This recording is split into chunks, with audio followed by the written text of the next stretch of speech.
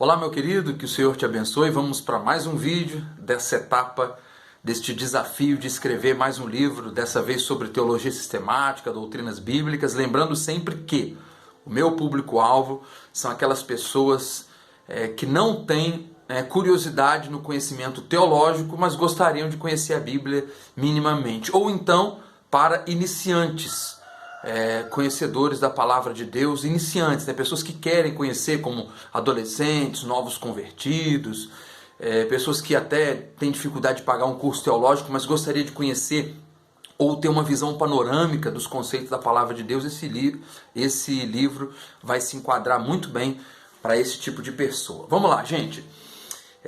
Que na verdade é a maioria das pessoas, né? Nem todas as pessoas têm tempo de se dedicar para um ensino teológico mais aprofundado, ou até mesmo tem, digamos assim, aptidão para isso, porque esse tipo de aptidão e sensibilidade existe, não tem como a gente negar, tá? Vamos lá. Então, na etapa de hoje, nós vamos falar, eu escrevi aqui, a continuação do capítulo sobre bibliologia, certo? Nós falamos na semana passada sobre o reconhecimento da Bíblia como palavra de Deus. É necessário reconhecer esse livro como não um livro qualquer, né? Como um livro especial, inspirado, vindo de Deus para o homem. Sem esse reconhecimento nada feito. Depois, como foi no vídeo anterior, 05, como foi a separação do cânon, né? Como foi escolhido os livros. Não foram escritos apenas 66 livros, muitos outros. A Bíblia Católica, por exemplo, ela tem outros livros que a nossa Bíblia não tem. E aí eu escrevi um capítulo sobre isso, comentei no vídeo passado, para quem não viu, dá uma olhadinha lá, tá? E hoje, terminando aqui bibliologia, eu vim trazer algumas curiosidades dentro da Bíblia, algum conteúdo interessante que as pessoas poderiam conhecer, às vezes não sabem, né? Como por exemplo, como é que foi dividido a Bíblia em capítulos e versículos, e quando que foi, quem fez isso, né? Tá tudo escrito no livro. Não, né? O vídeo não pode ficar muito grande, então eu não tenho detalhes aqui. O vídeo, pessoal, é mais para vocês me acompanharem nisso, é para eu aceitar esse desafio e para que todos os dias eu seja disciplinado e continue escrevendo, né? E você me acompanha o que está sendo escrito. Então vamos lá, eu escrevi essas curiosidades. No capítulo de hoje também coloquei sobre o poder da palavra de Deus. Então nós falamos sobre essa importância, o cânon, e agora sobre o poder dela.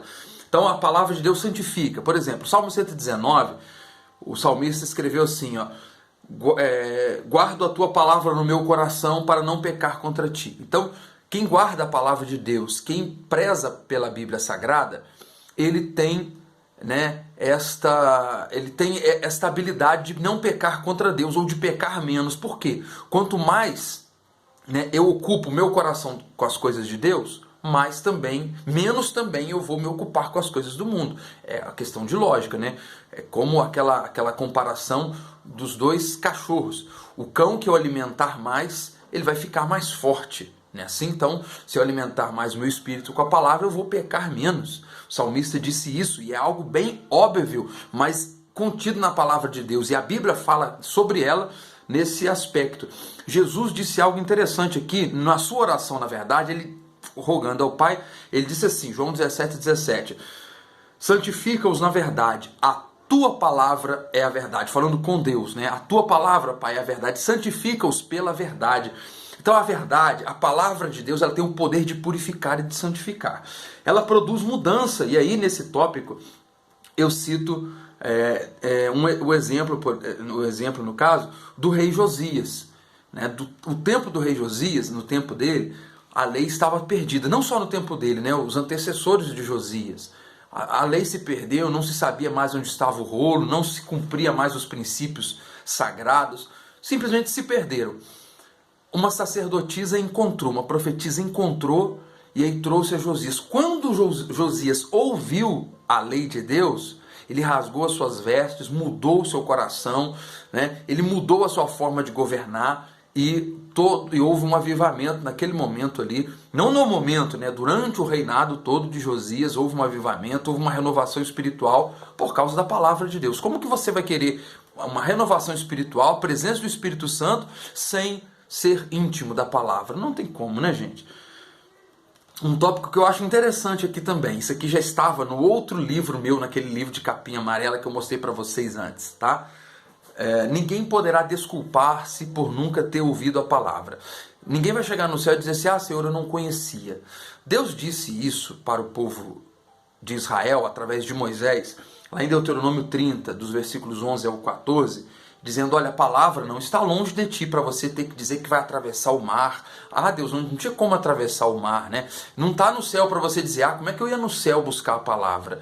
Então não tem como, não tem desculpa. Deus falando essas duas comparações, a palavra está próximo a ti, junto de ti, dentro do teu coração. Então, ainda mais nós que somos cristãos, né? Será cobrado um juízo ainda maior de nós que conhecemos. Dos mestres, então, nem se fala, né? Tiago capítulo 3, né? Em 2 Pedro, falando sobre aqueles que se apostatam da fé, Pedro disse assim, antes que eles não tivessem ouvido, né? Do que ouvindo se desviar dessa fé. Então quem ouve, quem conhece, a responsabilidade é ainda maior. Mas de qualquer forma, ninguém vai poder dizer que nunca teve a chance de ouvir a palavra. Deus garante isso, né? Ela deve ser lida diariamente. Eu coloco os textos aqui de Salmos, o próprio livro de Deuteronômio, Josué, que Deus disse para Josué ler a lei do Senhor todos os dias. E para terminar, precisamos conhecer a palavra. Aí vem uma recomendação de Paulo para Timóteo, o jovem pastor, dizendo que ele deveria apresentar-se a Deus aprovado, né, como obreiro aprovado, que não tem de que se envergonhar, que maneja bem a palavra na verdade, manejar bem, conhecer a Bíblia. É muito aceitável, claro que é, um novo convertido, você falar assim, abre o livro de Mateus, ele encontra a dificuldade, é Antigo ou Novo Testamento, ele não tem intimidade com a Bíblia, mas crentes de anos na igreja, né, não saber localizar versículos, né, capítulos, versículos, livros, isso é uma vergonha, gente. É uma vergonha. Então o cristão precisa conhecer a palavra de Deus. Ler na igreja, ler em casa. Não é só em casa. Na igreja, não é só na igreja, melhor dizendo, né? Na igreja todo mundo lê. Mas em casa também. Isso é muito importante. Outro texto que eu gosto muito, de 1 Pedro 3,15. Aliás, este é o texto oficial desse livro. Eu começo com ele. 1 Pedro 3,15. Né, que estejais preparado para responder com mansidão e temor a qualquer que pedir a razão da esperança que há em vós. Qualquer que me perguntar, Júlio, por que você crê assim? Júlio, por que você é um crente em Jesus? Júlio, por que você tem essa esperança? Eu preciso estar preparado para responder. Não posso responder, sabe, porque o pastor falou, porque eu li num livro assim.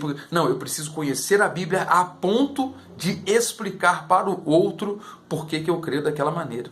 Então isso é importante. Então, pessoal, aí termino assim, bibliologia. Próximo dia nós vamos escrever sobre a teologia propriamente dita, que é o estudo sobre Deus. Eu vou falar sobre o Pai, sobre o Filho, sobre o Espírito Santo. Eu já tenho alguma coisa também naquele livro amarelo sobre este assunto. Vou dar uma incrementada, vou trazer outras coisas, novidades. Esse livro vai ficar um pouco maior, né? Nem tão grande como eu já falei, mas vai ficar um pouco maior do que o outro. Então eu vou trazer algumas coisas interessantes e coisas que a gente vai amadurecendo e crescendo com o tempo, a gente vai conseguindo aprimorar, tá bom? Muito obrigado você que está me acompanhando. Se puder, gente, compartilha o vídeo, manda para alguém e não deixa de dar o joinha, pessoal. Por favor, clica no joinha, deixa um comentário, escreva alguma coisa aqui e se inscreva no canal. E você que quiser voltar para a playlist, clica aqui em cima, ó, tá vendo? Vai lá na playlist, você acompanhar desde o primeiro até agora de todos os vídeos, tá bom? Muito obrigado, que o Senhor abençoe a todos. Aquele abraço.